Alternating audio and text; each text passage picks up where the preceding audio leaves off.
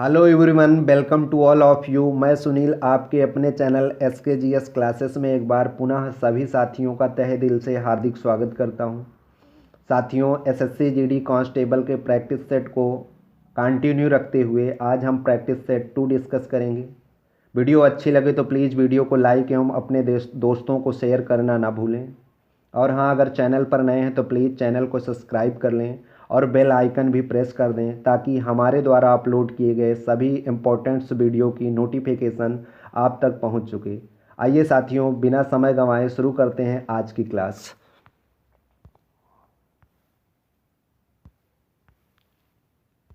Question number 1 है, मुस्लिम शिक्षा के विकास के लिए प्रथम मदरसा कलकत्ता में निम्न में से किस गवर्नर जनरल के समय में स्थापित किया गया? Option A Lord Canning, option B Warren Hastings, option C Lord Hastings या फिर ऑप्शन डी कॉर्नवालिस। तो मुस्लिम शिक्षा के विकास के लिए प्रथम मदरसा वारेन हेस्टिंग्स के समय में कलकत्ता में स्थापित किया गया था। आइए वारेन हेस्टिंग्स से जुड़े कुछ इम्पोर्टेंट पॉइंट्स को डिस्कस कर लेते हैं। वारेन हेस्टिंग्स 1774 ईस्वी से 1785 ईस्वी तक बंगाल का गवर्नर जनरल रहा, क्योंकि रेगुलेटिंग एक्ट 1773 के द्वारा इसे बंगाल का गवर्नर जनरल बना दिया गया। इससे पहले ये बंगाल का गवर्नर था।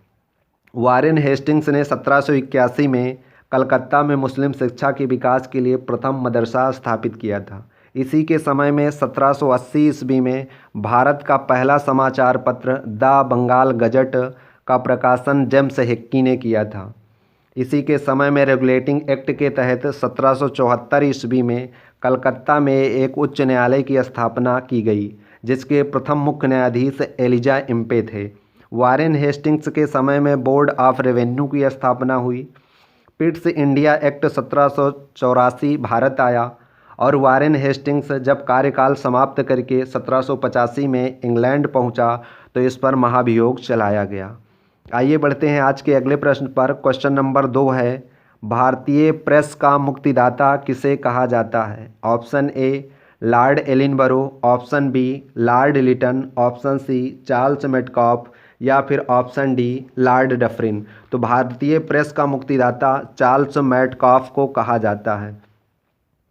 अगर बात करें लॉर्ड एलिनबरो की, तो लॉर्ड एलिनबरो 1842 से 1844 ईस्वी तक बंगाल के गवर्नर जनरल रहे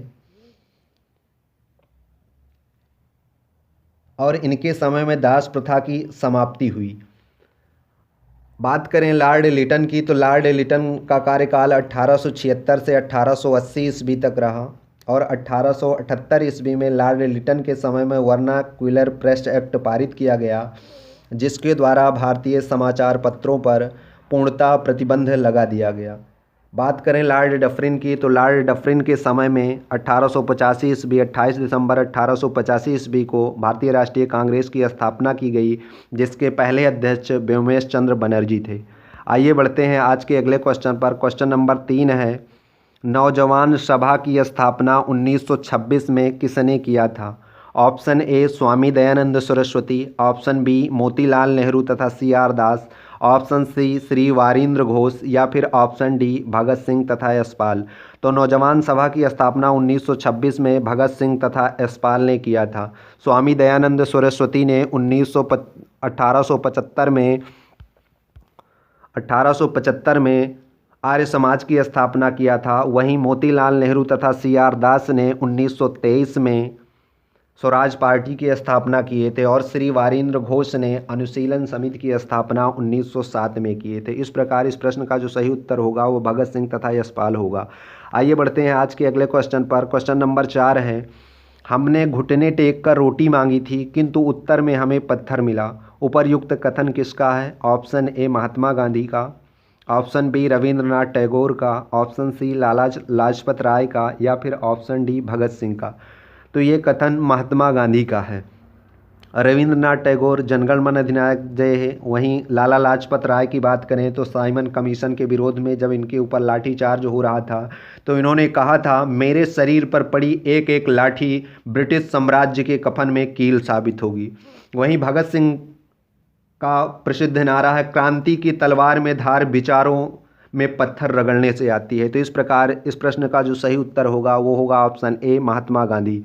आइए बढ़ते हैं आज के अगले क्वेश्चन पर। क्वेश्चन नंबर 5 है, कैबिनेट मिशन 24 मार्च 1946 को भारत यानी दिल्ली पहुंचा। निम्न में से कौन इसका सदस्य नहीं था? Stafford Cripps, option B Pethick Lawrence, option C A V Alexander या फिर ऑप्शन डी मॉन्टेग्यू चेम्सफोर्ड। तो इस प्रश्न का जो सही उत्तर होगा वो होगा ऑप्शन डी मॉन्टेग्यू चेम्सफोर्ड इसमें शामिल नहीं थे। कैबिनेट मिशन में 3 सदस्य थे, स्टेफोर्ड क्रिप्स, पैथिक लॉरेंस और एवी अलेक्जेंडर। वहीं स्टेफोर्ड क्रिप्स कैबिनेट मिशन के अध्यक्ष थे। और बात करें अगर कैबिनेट मिशन का उद्देश्य क्या था, तो संविधान का निर्माण इसी के द्वारा किया गया। आइए बढ़ते हैं आज के अगले प्रश्न पर। क्वेश्चन नंबर 6 है, किस राज्य ने 2026 तक $550 बिलियन इकोनॉमी का लक्ष्य निर्धारित किया है?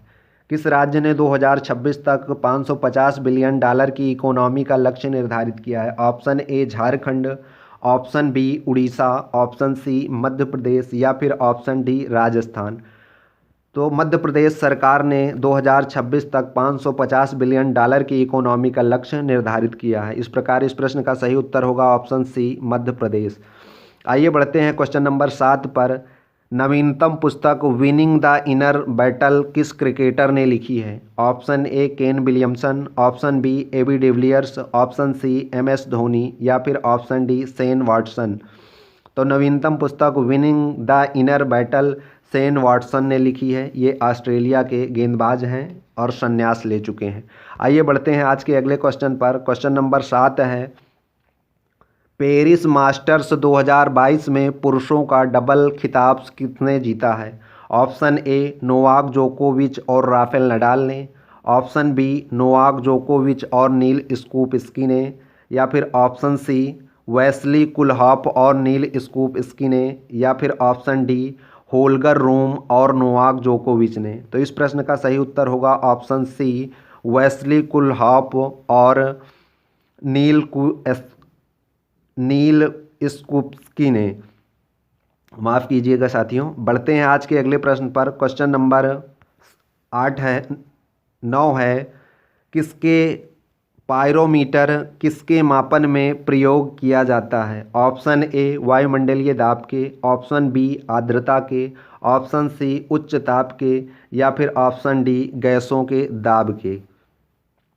तो इस प्रश्न का सही उत्तर होगा ऑप्शन सी उच्च ताप के। पायरोमीटर द्वारा उच्च ताप का मापन किया जाता है।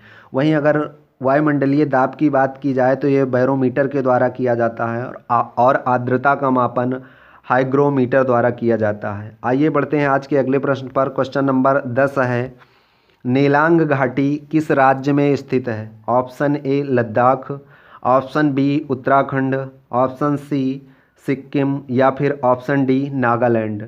तो नेलांग घाटी उत्तराखंड राज्य में स्थित है। गंगोत्री जिला, उत्तरकाशी जिला गंगोत्री नेशनल पार्क में स्थित है। कौन? नेलांग घाटी। और बात करें अगर लद्दाख की, तो लद्दाख में मरखा घाटी स्थित है और सिक्किम में युथांग घाटी स्थित है।